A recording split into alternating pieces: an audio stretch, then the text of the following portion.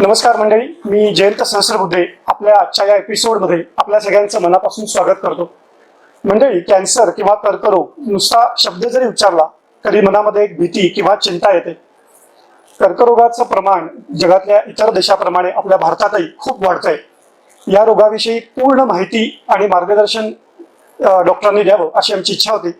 कर्करोग म्हणजे नक्की काय, कर्करोग शरीराच्या कुठल्या अवयवांमध्ये होतो आणि त्याचबरोबर त्याची कारणे, लक्षणे, निदान आणि उपचार याविषयी मार्गदर्शन करण्याकरता आज आपल्या बरोबर आहेत डॉक्टर नीरज धिंगरा. हे स्वतः कॅन्सर स्पेशालिस्ट असून रुबी हॉल क्लिनिकमध्ये ते कन्सल्टंट रेडिएशन ऑन्कॉलॉजी आणि सायबर नाईफ सर्जरी या विभागाचे प्रमुख आहेत असं आपण म्हणू. आपल्याला आज ते संपूर्ण कॅन्सर हा विषय व्यवस्थित उलगडून सांगणार आहे. सर, सुरुवात करूया चर्चेला. 10 वर्षांपेक्षा आपला जास्त असलेला अनुभव रुबी हॉलमध्ये येणाऱ्या कॅन्सरच्या पेशंट्सना नक्कीच उपयोगी ठरतोय. कॅन्सर विषयी थोडीफार आम्हाला सुरुवातीला काही माहिती आणि शरीराच्या कुठल्या कुठल्या भागांमध्ये तो होऊ शकतो अशी द्याल का? बिलकुल जयंतजी, नमस्कार. आणि आपल्या सगळे प्रेक्षकांनाही स्वागत. कॅन्सर बेसिकली कर्करोग किंवा कॅन्सर ज्याला आपण मराठीत म्हणतो, तर ते शरीराच्या कुठल्याही अवयवातून उद्भवू शकतो. मेंदूपासून पायाच्या टोकापर्यंत कुठेही हाडांमध्ये किंवा जे आपली त्वचा असते बाहेरची किंवा आतली, किंवा शरीराच्या कुठल्याही अंगापासून जे प्रत्येक अंग आहे ते सेल्सनी बनलेलं आहे. त्याचे जे सर्वात सूक्ष्म कण आहे त्याला सेल्स म्हणतो. आणि त्या सेल्समध्ये झालेले म्युटेशन्स आणि त्या म्युटेशन्सचा जोडाव करून मग ते परत जेव्हा म्युटेशन्स करून ते सेल्स कॅन्सरमध्ये कन्वर्ट होऊ शकतात. तर म्हणून मेंदूला पण कॅन्सर होऊ शकतो, तोंडाच्या भागाला पण कॅन्सर होऊ शकतो, छातीला पण होऊ शकतो, वक्षाला पण होऊ शकतो. असे शरीरामध्ये जितके ऑर्गन्स आहेत, तितके अंग आहेत, सगळ्यांमध्ये कॅन्सरचा सराव होऊ शकतो. महिलांमध्ये आजकाल कॅन्सरचं प्रमाण खूप झपाट्याने वाढताना लक्षात येत आहे. काय ह्याच्या मागे कारण असू शकते? कॅन्सर पुरुषांमध्ये आणि महिलांमध्ये दोन्हीमध्ये वाढत आहे. आणि जसे जसे आपल्याकडे स्टॅटिस्टिक्स प्रत्येक 5 वर्षांनी अपडेट होतात, त्या हिशोबाने आपल्याला दिसतंय की ते नंबर्स वाढत आहेत. पण तशी आपली पॉप्युलेशन पण वाढतीये. तर मग त्याचा जे एक पर्सेंटेज आहे, जर आपण तसा म्हणायला गेलो तर 1 लाखापेक्षा 1 लाखाचे पॉप्युलेशन मध्ये 100 लोकांना लाईफ टाईम कॅन्सरचा रिस्क असतो. आता प्रत्येक वयाचे मनाने जे आपण एज स्ट्रॅटिफिकेशन करतो त्या हिशोबाने कॅन्सरचे प्रमाण वेगळे असतात. तसेच पुरुषांमध्ये आणि महिलांमध्ये सगळे प्रकारचे कॅन्सर्स होऊ शकतात. महिलांमध्ये जे आढळून आलेला आहे की सर्वात जास्त कॅन्सर कुठला आहे, तर तो आहे ब्रेस्टचा, वक्षचा कॅन्सर आहे. जे अराउंड 25 to 30% ऑफ फिमेल्स, स्त्रियांमध्ये येतो. त्याच्यानंतर सेकंड नंबर ऑफ कॅन्सर मध्ये युट्रस म्हणजे गर्भपिशवी आणि त्याचा तोंड, ज्याला आपण सर्विक्स म्हणतो. तर युट्रस आणि सर्विक्स यांचे कॅन्सर्स नंबर 2 वर सध्या आहेत. तर वर्ल्ड लेवलवर जर आपण बघायला गेलो तर नंबर 1 ला ब्रेस्टच आहे, सेकंड नंबर लंगचा येतो, थर्ड नंबर कोलॉनचा येतो, म्हणजे जे आपले आकडे आहेत. परंतु इंडियामध्ये पहिला नंबर ब्रेस्टचा आहे, दुसरा नंबर सर्विक्स आणि युट्रसचा आहे, आणि तिसऱ्या नंबरवर कोलोरेक्टल कॅन्सर्स असे येतात. मग हे 2025चे जे आपले करंट डेटा आहे त्याच्या हिशोबाने आहे.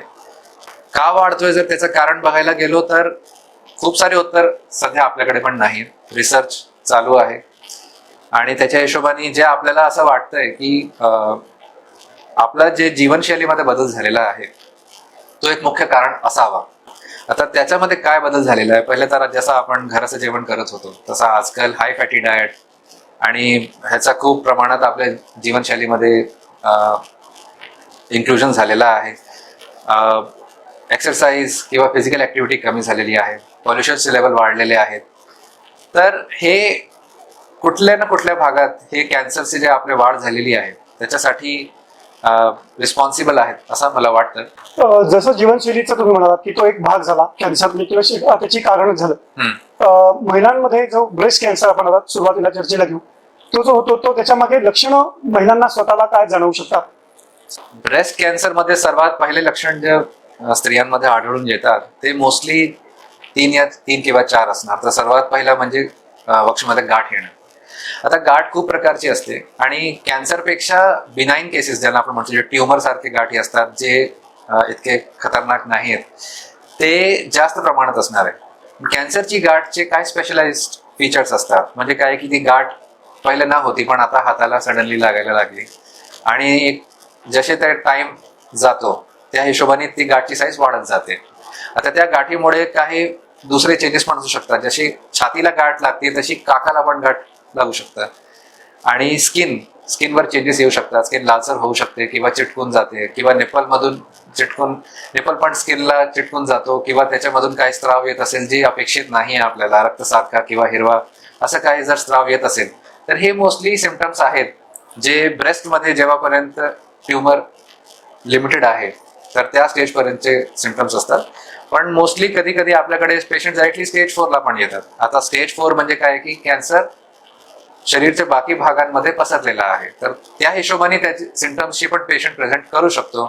फॉर एक्झाम्पल, जर मेंदूमध्ये आजार गेलेला असेल तर त्याच्या हिशोबाने उलटी, मळमळ, डोकेदुखी किंवा फिट येणे, आणि जर हाडांमध्ये गेलं असेल तर त्या पॉइंटला दुखणं किंवा फ्रॅक्चर होणं, हे सिम्पटम्स आहेत जे स्टेज 4 कॅन्सरचे पेशंट्स जेव्हा येतात पेशंट्स तेव्हा असे प्रेझेंट करतात. बऱ्याच वेळेला असं आपण बघतो की जसं तुम्ही आता म्हणालात की 4थ्या स्टेजला पेशंट येतात.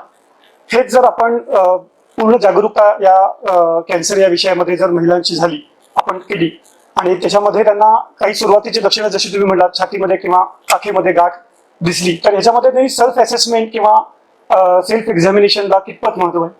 बघा, कॅन्सर आपल्याला होऊ शकतो ह्याची जागरूकता असणं पहिला स्टेप आहे. जे जागरूकताच नसेल, आणि स्त्रियांमध्ये असं बघितलं गेलेलं आहे पहिल्यापासून की ते आपल्या हेल्थ साठी इतक्या अवेअर नसतात किंवा त्यांच्याकडे वेळ नसतो घराचे बाकी काम करताना, म्हणून ते दुर्लक्ष करतात. आणि म्हणून असं होतं की कॅन्सर वाढलेला असेल, म्हणजे वाढत आहे त्यांना समजतंय, पण मग हॉस्पिटलपर्यंत कोण जाणार, आम्हाला कोण घेऊन जाणार, असे प्रश्न त्यांच्या मनात असतात, किंवा ते गोष्टींना टॅबू असं धरलं जातो, म्हणून पेशंट कोणाला सांगत नाही घरी, आणि मग ते हॉस्पिटलपर्यंत पोहोचत नाही. म्हणजे 1 सेंटीमीटरची गाठ हाताला लागल्यापासून ते 8 सेंटीमीटरची होईपर्यंत पण पेशंट थांबतात, कारण की अवेअरनेस आणि शेम हे 2 फॅक्टर्स कुठे ना कुठे कनेक्टेड आहेत. पण मग पेशंट्सला त्यांना माहिती असल्या पासून हॉस्पिटल पर्यंत पोहोचणे हे सगळ्यांमध्ये खूप सारे रोड ब्लॉक्स आहेत.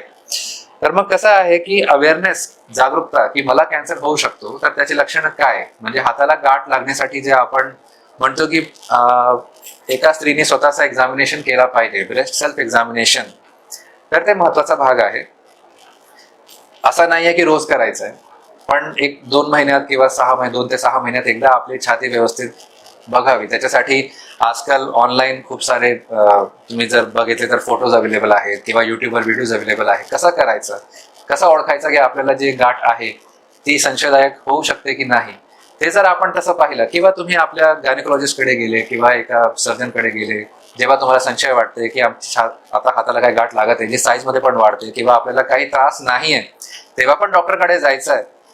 ही माहिती आणि तसा इंटेन्शन घेऊन डॉक्टरकडे गेले तर डेफिनेटली त्याच्यावर तपास करता येते पुढची, आणि मग पुढचं ट्रीटमेंट आपण करू शकतो.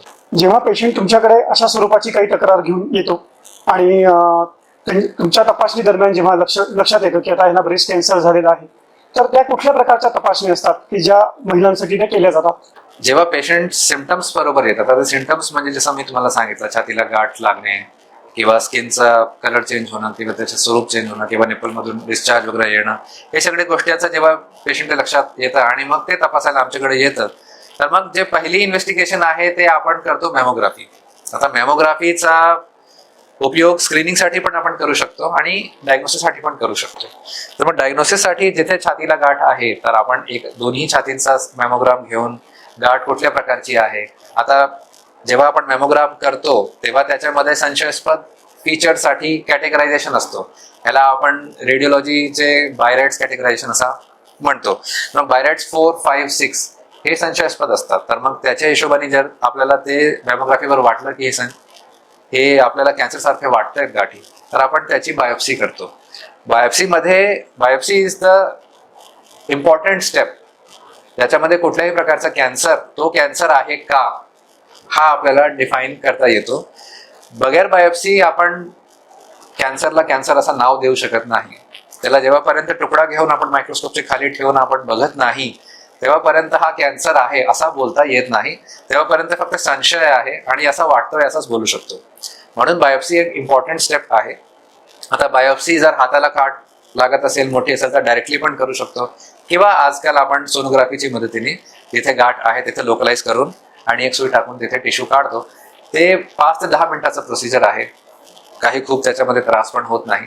आणि बायोप्सीला एकदा कन्फर्म झाला की आता ही गाठ आहे, तर कुठल्या स्टेजची गाठ आपल्याला वाटते, स्टेज 1, 2 ला आपण छोटे इन्व्हेस्टिगेशन करू शकतो पुढचे बघण्यासाठी की इकडे तिकडे तर त्याचा पसराव झालेला नाहीये. तर त्याच्यामध्ये सोनोग्राफी, पोटाची, छातीचा एक्सरे, बोन स्कॅन असे इन्व्हेस्टिगेशन आपण करू शकतो. किंवा आजार जर मोठा असेल किंवा आपल्याला काठीला गाठी वगैरे लागत असतील तर मग आपण डायरेक्टली एक पेट स्कॅन, जे पूर्ण शरीराचा एक स्कॅन असतो, ज्याच्यामध्ये आपण हे बघू शकतो की आजारची काय परिस्थिती आहे, फक्त छातीला सीमित आहे की काखेपर्यंत गेलेला आहे की पूर्ण शरीरामध्ये कुठे पसराव झालाय, हे पेट स्कॅन मध्ये आपल्याला दिसून येतो. ही ट्रीटमेंट किंवा ह्या तपासण्या केल्यानंतर जेव्हा एखाद्या महिलेला लक्षात येतं की आपल्याला कॅन्सर झालाय, तर वर्किंग वुमन जर असेल तर तिला तिचं नेहमीच ड्युटी निभावताना काही प्रॉब्लेम येऊ शकतो का, किंवा तो थकवा जाणवतो, किंवा थोडंसं शेम तुम्ही मगाशी म्हणलात की एकदा जेव्हा कळतं की कॅन्सर झालाय, घरच्यांना सुद्धा कसं सांगावं हे पण एक फार मोठा प्रश्न असतो. असे कसे पेशंट तुमच्याकडे येतात? मेजॉरिटी वुमेन वर्किंगच असतात. आपण बाहेरचं फक्त ऑफिसच्या कामला वर्किंग वुमन म्हणून नाही, घराचे काम पण जास्त असतातच. तर मग स्त्रियांना घर बघून किंवा बाहेरचं बघून जसं पण त्यांचं असेल, पण मग कॅन्सर एक आजार असा आहे ज्याचा आपण टाइम असताना, वेळ असताना आपण ट्रीटमेंट केलं तर ते क्युरेबल आहे. आणि जर आपण ती वेळ निघून गेली, आता ते वेळ 6 महिने असू शकते किंवा 2 वर्ष असू शकतात, ते कोणी सांगू शकत नाही. अग्रेसिव्ह किती ट्युमर आहे त्याच्यासाठी आपण बायोप्सीवर काही टेस्ट करतो, ज्याला आपण IHC मार्कर्स असं म्हणतो. त्याच्यामध्ये ER status, PR status, HER2 status हे आपल्याला एक अंदाज देतात. आणि बायोप्सीमध्ये पण काही गोष्टी आपल्याला कळतात की ट्युमर किती अग्रेसिव्ह असू शकतो. पेट स्कॅनवर समजतं की आजार ऑलरेडी पसरलेला आहे की नाही. तर मग हे सगळं झाल्यानंतर एकदा अंदाज दिलं की आजकाल मला असं वाटतं की पुण्यासारख्या शहरामध्ये अवेअरनेस चांगला आहे. पेशंट 90 ते 95% पेशंट्स एक्सेप्टन्स लवकर येतो, कारण की आजकाल कोणी ना कोणी आजूबाजूला पाहिलेलंच आहे की हे ट्रीटमेंट होताना किंवा त्यांचा एक्सपिरियन्स कसा आहे सगळं लोकांना माहिती असतं, म्हणून लोक एक्सेप्ट लवकर करतात. असं नाही आहे की गावाच्या बाजूला लोकांना माहिती नाही किंवा ते एक्सेप्ट करत नाही. पण हा एक जी भीती आहे मनात, आणि त्या भीतीमध्ये एक मेन जे पॉइंट आहे की बायोप्सी करून कॅन्सर पसरतो, हे असले गोष्टी जे मिथ्स आहे ज्याला आपण म्हणतो, त्या मिथ्सपेक्षा आपल्याला पुढे जावं लागतं. कारण की स्टडीज मध्ये झालेलं आहे आणि आमचे पण एक्सपिरियन्स मध्ये बायोप्सी केल्याने ट्युमर वाढत नाही. मोस्टली लोक जेव्हापर्यंत डायग्नोसिस होत नाही तेव्हापर्यंत ते तपासण्या करून घेतात, पण एकदा डायग्नोसिस झाल्यानंतर मग ते घाबरून जातात किंवा ऑल्टरनेटिव्ह पॅथीजकडे वळतात. तर दॅट इज ओके. पण मग काय होतं की बायोप्सी केल्यापासून जे वेळ ट्रीटमेंटमध्ये आपण टाकत नाही, दुसऱ्या प्रकारच्या ट्रीटमेंटमध्ये, किंवा आपण घरी गेले आणि आता काही करत नाही, त्यावेळेस ट्युमर वाढत असतो, कॅन्सर वाढत असतो आणि मग ते कॅन्सर वाढून पसरतो. तो त्याची टेंडन्सी आहे. पण मग कसं आहे की मागच्या 10-15 वर्षात मेडिकल सायन्समध्ये इतके सारे बदल झालेले आहेत, इतके सारे नूतनीकरण झालेले आहेत आणि इतके नवीन ड्रग्स आता आलेले आहेत की आपण पेशंट्सना कॅन्सरला मुक्त ठेवण्याचा आपला जे हेतू आहे ते आपण खूप चांगल्या पद्धतीने आता आढळू शकतो.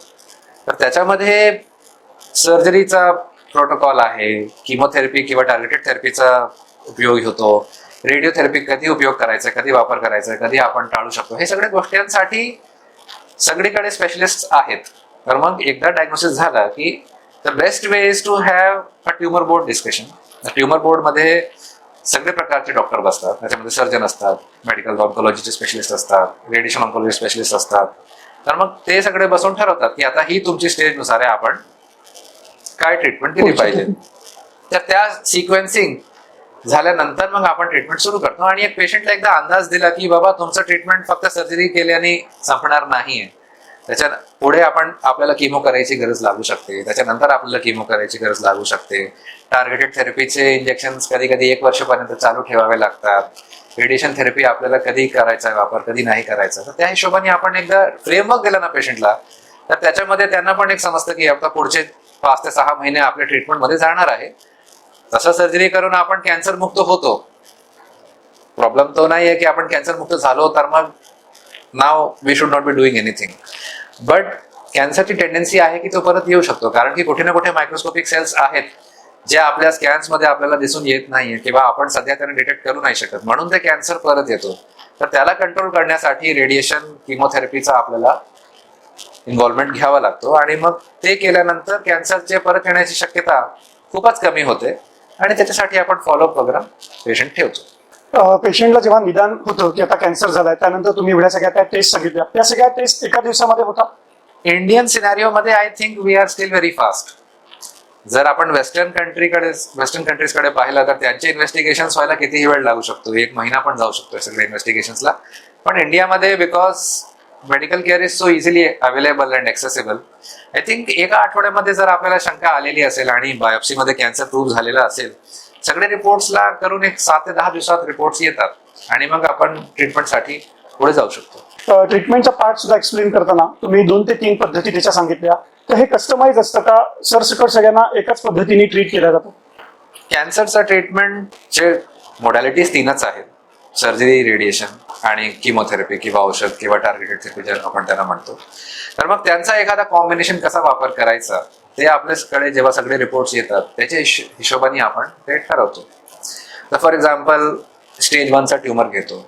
स्टेज 1 ट्युमर म्हणजे काय, 2 सेंटीमीटर पेक्षा लहान गाठ छातीला असली तर मग आपण काय करणार?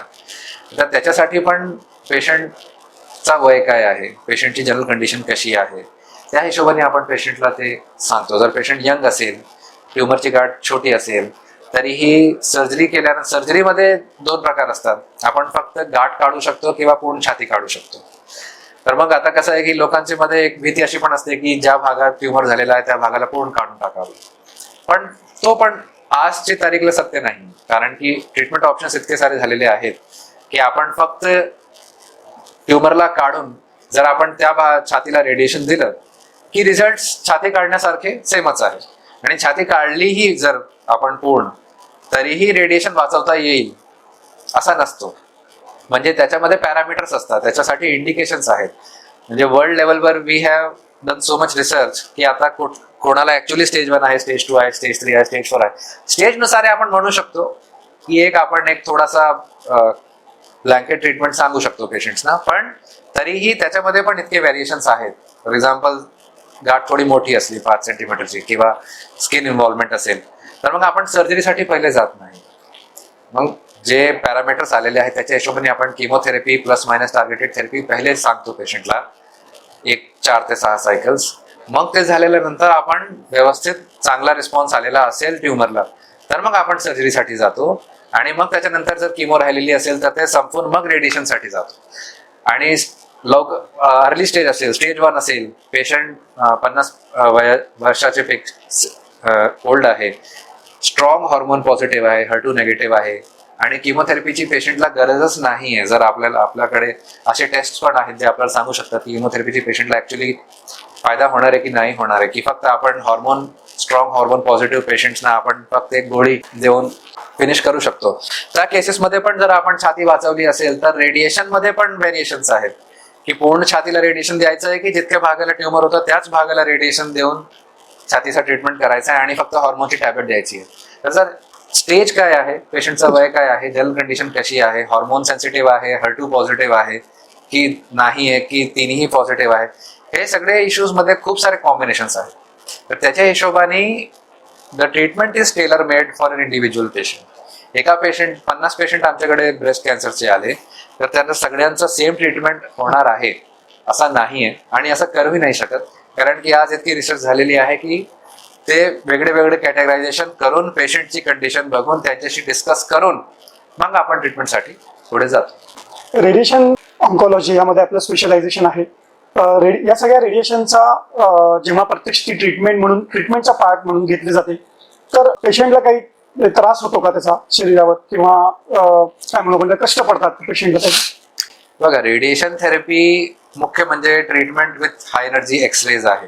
तर मग it is simply like doing a CT scan or a pet scan. Mostly काय होतं आजकाल की पेशंट्स ट्रीटमेंटच्या आधी स्कॅन्स करून घेतात, तर त्यांना एक अंदाज येतो की स्कॅन काय आहे, कसं केलं जातं त्याच्याने. आणि स्कॅन जेव्हा होतं तेव्हा शरीरावर काय परिणाम होत नाही पहिली गोष्ट, आणि पेशंटला काय कळतही नाही. तर रेडिएशन थेरपी सेम एक्सरेजनी आपण ते ट्रीटमेंट करतोय. तर मग it is a localise treatment, म्हणजे त्या भागाचा उपचार आहे जिथे आजार होता. किंवा आहे. तर मग ब्रेस्ट कॅन्सरमध्ये मोस्टली रेडिएशनचा इन्व्हॉल्वमेंट येतो सर्जरी आणि किमोथेरपी झाल्यानंतर. मग जिथे आपण ट्रीटमेंट देतोय सध्या तिकडे आजार नाही. तर रेडिएशन थेरपीचा हेतू काय आहे की छातीला किंवा काखेत आजार परत येऊ नये, त्याच्यासाठी आपण ते रेडिएशन थेरपीचा वापर करतोय. तर radiation therapy in itself totally painless आहे, नॉन इन्व्हेसिव्ह प्रोसिजर आहे आणि ओपीडी बेसिसवर ट्रीटमेंट केलं जातं. म्हणजे त्याच्यासाठी कुठल्याही ऍडमिशनची काही गरज नाही. एका सिटिंगला 15 मिनिटाचा ट्रीटमेंट असतो. स्टँडर्ड प्रोटोकॉल एक 15 दिवसाचा आहे, म्हणजे हॉस्पिटलला 15 दिवस यावं लागतो. पण मग ते 15 मिनिटाची सिटिंग आहे, 15 दिवस 3 आठवड्यात ट्रीटमेंट संपून जातो. पेशंटला काही डिस्कम्फर्ट होत नाही, काही त्रास होत नाही, काही म्हणजे रेडिएशनचे जे त्याला दुसरे नाव दिलेले आहेत की लाईटचा शॉकचा ट्रीटमेंट आहे, तर तसा ते सगळे करेक्ट गैरसमज खूप आहेत लोकांचा त्याविषयी. गैरसमज म्हणजे आहे. पहिल्याचं जे एक्सपिरियन्स आहे कोबाल्ट मशीन्सचं, त्याच्या हिशोबाने ते त्या हिशोबाने बहुतेक एक होता बरोबर. किंवा जर आपल्याला एखाद्या अनएज्युकेटेड माणसांना काही सांगायचं तर मग ते शब्दांचा आपण वापर करू शकतो. पण basically that is not a correct terminology to use. आणि रेडिएशन थेरपी ट्रीटमेंट देताना पेशंटला काहीही समजत नाही, काही त्रास होत नाही, काही वेदना होत नाही आणि पेशंट ओपीडी बेसिसवर ट्रीटमेंट घेतो आणि घरी जातो. आता ट्रीटमेंटच्या इफेक्टमुळे काय इश्यूज होऊ शकतात, पण मग दोज कॅन बी कॅटेगराइज की आपण कुठल्या भागाचा उपचार करतो. आता छातीच्या उपचाराला, ब्रेस्टच्या उपचाराला काहीही त्रास होत नाही आणि काहीही साईड इफेक्ट्स पण युजली होत नाही. तर मग radiotherapy in breast cancer is extremely safe. That is what I can say. म्हणजे जी चिंता महिलांना कॅन्सर एकदा समजा झाला असं कळलं की इच्छे की ब्रेस्ट रिमूव्ह करावं लागेल का, ते एक असते ती तुम्ही म्हणता की प्रत्येक केसमध्ये त्याचं रिमूव्ह करायची गरज पडत नाही. ते न करता सुद्धा ट्रीटमेंट सगळ्या प्रकारचा देऊन तो कॅन्सर जाईल अशी आपण ती व्यवस्था करू शकतो. जेव्हा कॅन्सरवरचे संशोधन सुरू झाले होते त्यावेळेला आपल्याला माहिती नव्हती, खूप साऱ्या गोष्टींबद्दल माहिती नव्हता. कॅन्सर कसा वागतो ते माहिती नव्हता. कॅन्सरचे आपले कुठले टार्गेट्स आहेत ज्याच्यामुळे आपण त्यांना टार्गेट करू शकतो हे गोष्टींची माहिती नव्हती. पण जसं जसं आता विज्ञान पुढे गेलेलं आहे तर हे सगळी इन्फॉर्मेशन आता आपल्याकडे आहे. मग त्या हिशोबाने आता आपल्याला माहिती आहे की जर छातीला गाठ असेल तर पूर्ण छाती काढणं गरजेचं नाही. ही पहिली इम्पॉर्टंट, कारण की body image is something which is very important for all the females. तर मग त्याच्यामधून ब्रेस्ट काढून टाकणं आणि मग त्याचे जे सायकोलॉजिकल इम्पॅक्ट्स आहेत ते थोडेसे हँडल करायला अवघड जातात. तुम्ही छाती काढून टाकली किंवा छाती वाचवली आणि रेडिएशन दिलं तर रिझल्ट सेम. तर मग छाती काढून टाकल्यानंतर मग त्याच्या रिकन्स्ट्रक्शन, त्याच्यासाठी बाकीच्या गोष्टींचं जे आहे, obviously surgeon is the best person to explain all this to the patients. पण मग त्याच्यामध्ये जी मागची जी सायन्स आहे ते आता खूप एस्टॅब्लिश्ड आहे. म्हणजे असं नाही आहे की पुणे, ॲटलिस्ट पुणे, मुंबई जसे शहरामध्ये सगळे डॉक्टर्सना माहिती आहे की कॅन्सरला पूर्ण छाती काढणं गरजेचं नाही. तर मग रेडिएशन हेल्प्स आणि radiation is a very safe treatment to give. So then why to go ahead with complete removal of breast. So you can just conserve the breast, remove the nodes जे आपल्या काखेते गाठ आहे. त्याच्यामध्ये पण आता सर्जरीमध्ये खूप advances झालेले आहेत.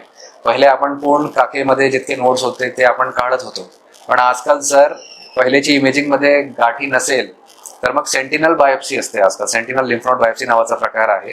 त्याच्यामध्ये सर्जरी करताना ट्युमरच्या आजूबाजूला आपण एक डाय टाकतो आणि मग ती डाय जर काखेत गेली तर फक्त त्या गाठी आपण काढतो. मग ते पण आपण लिमिटेड 1, 2, 3 गाठीच काढून सर्जरी संपवू शकतो. पूर्ण काखेला ट्रीटमेंट द्यायची गरज नाहीये. एवढे सगळे उपचार घेत असताना सगळ्यात महत्वाचा रोल तर अर्थात या उपचारांचा आणि आता अत्याधुनिक जी तंत्रज्ञान आहे त्याचा एक डॉक्टर म्हणून तुम्ही उपयोग करताच. एखाद्या महिलेला जेव्हा ही उपचार पद्धती सुरू होते तेव्हा सगळ्यात असं मी बघितलं की मानसिक खच्चीकरण खूप होतं. तर असं जर झालं असताना तुम्ही एक डॉक्टर म्हणून पेशंटला कसं म्हणजे मानसिकरित्या आधार देता किंवा त्यांच्या कुटुंबियांना काय सांगता? हे बघा, कॅन्सर ॲज अ डिझीज धोकादायक तर असू शकते, पण मग आपल्याकडे प्रिव्हेन्शन, स्क्रीनिंग हे असले औजार आहे ज्याच्याने आपण कॅन्सरला टाळू शकतो किंवा कॅन्सर छोटा असताना, लहान असताना आपण त्याला धरू शकतो. तर मग कसं आहे की ह्याची अवेअरनेस आल्यावर जर आपण स्क्रीनिंग करून ट्युमरला छोट्या स्टेजमध्ये धरला तर मग त्याचा ट्रीटमेंट इतका मोठा नाही. तर मग पण मोस्टली पेशंट्स जेव्हा येतात तर मेजॉरिटी स्टेज 3, स्टेज 4च असते. आता अवेअरनेस असून पण जेव्हा असे पेशंट्स येतात तर मग त्यांचं ट्रीटमेंट लांबून जातो. तर त्याच्यामध्ये किमोथेरपी मोठी पूर्ण सायकल्स घ्यावे लागतात, टार्गेट थेरपीचे मोठे वर्षभर पर्यंतचे इंजेक्शन किंवा गोळी 5 ते 10 वर्ष खायची आहे, हे सगळे कॉम्पोनेंट्स त्याच्यामध्ये येतात. आजपासून 10 वर्ष आधी जे सर्व्हायवल्स होते त्याच्यापेक्षा आपण खूप इम्प्रूव्हमेंट केलेली आहे. कॅन्सरचे केसेस वाढतायत, आता ते नक्की ऍक्च्युअल इन्क्रीज आहे की आपला पॉप्युलेशन इन्क्रीज होतोय म्हणून ते पर्सेंटेज सेमच राहून ते तसं आहे. पण लोकांनी जे पाहिलेलं आहे, जे त्यांना ते आजूबाजूला बघतात की त्यांची ट्रीटमेंट चालू आहेत, आणि इन्फॉर्मेशन ट्रीटमेंट करताना जर माहिती व्यवस्थित मिळालेली नसेल तर आपल्या मनात जे प्रश्न असतात, जर त्यांचे उत्तर व्यवस्थित भेटलेले नसतील तर मग लोकांना प्रश्न जास्त असतात आणि टेन्शन जास्त येतो. म्हणून आम्ही जेव्हा ट्रीटमेंट सुरू करतो तेव्हा आमचा ध्येय असतो की पहिले आपण सगळे जे त्यांचे कन्फ्युजन पॉइंट्स आहेत किंवा ट्रीटमेंट किती लांब चालणार आहे तर ह्याचा अंदाज आम्ही पहिल्या दिवशी देतो. आता पेशंटचे रिलेटिव्हना हे पण वाटतो की आमच्या पेशंटला सांगायचा का, तो खचून जाईल. पण मग कसं आहे की हा इंडियामध्ये जास्त आहे. बाहेरच्या कंट्रीजमध्ये तर जेव्हा ते कन्सेंट घेतात तेव्हा पेशंटची कन्सेंट असते ट्रीटमेंटवर. म्हणजे पेशंटला डे 1 ला सगळं सांगणं आणि त्यांची इच्छेनुसार ट्रीटमेंट करणं हे तिथे प्रोटोकॉलमध्ये येतो. पण आमच्याकडे पेशंटला माहितीशिवाय 6 महिने ट्रीटमेंट होऊन जातो आणि मग नंतर तुम्ही एकदम सांगितलं तर मग पेशंटला त्यावेळेला जास्त टेन्शन होऊ शकतो, जास्त धक्का बसू शकतो. तर मग त्याच्यामध्ये इतके सारे ट्रीटमेंट ऑप्शन्स आज आहेत की पहिला लाईन ट्रीटमेंट जर फेल झाला तर second line, third line, fourth line असे आपल्याकडे ऑप्शन्स आहेत. आणि असं नाहीये की patients chronic disease, it is like a chronic disease now. In most of the cases it is like a chronic disease. आपल्याकडे ऑप्शन्स आहेत, आपण ट्रीटमेंट ऑफर करू शकतो. जेव्हापर्यंत आपल्याकडे हे सायन्स इतका ऍडव्हान्स्ड होत नाही की त्या मायक्रोस्कोपिक सेल्सला धरून त्यांना मारण्यासारखी आपल्याकडे जेव्हापर्यंत ड्रग्स किंवा टार्गेटेड एजंट्स येत नाही तेव्हापर्यंत बहुतेक आपल्याला हे सगळं ट्रीटमेंट इतका मोठा 8 महिने 9 महिन्याचा करावंच लागेल. असं आहे मंडळी की सरांनी आता आपल्याला लक्षणे, निदान, उपचार याविषयी संपूर्ण माहिती दिली. सगळ्या महिलांना हेच आव्हान आहे या एपिसोडच्या मार्फत की सरांनी सांगितल्याप्रमाणे सेल्फ ब्रेस्ट एक्झामिनेशन ठराविक 2-3 महिन्यांनी तुम्ही करा. जर तुम्हाला ती गाठ आहे असं लक्षात आलं तर योग्य वेळी न घाबरता न लाजता हॉस्पिटलमध्ये जाऊन कन्सर्न सर्जनना किंवा डॉक्टरना दाखवा. दुर्दैवाने जर कॅन्सर निघालाच तर पुन्हा घाबरून न जाता योग्य ती ट्रीटमेंट डॉक्टरच्या सल्ल्यानुसार करा, जेणेकरून तुमची लाईफची लॉंगेव्हिटी पण वाढेल आणि विनाकारण चिंतेमध्ये राहण्यापेक्षा प्रत्यक्ष उपचाराला सामोरं जाण्यामध्ये कधी पण योग्य राहील. या नोटवर आपण इथे थांबूयात. धन्यवाद.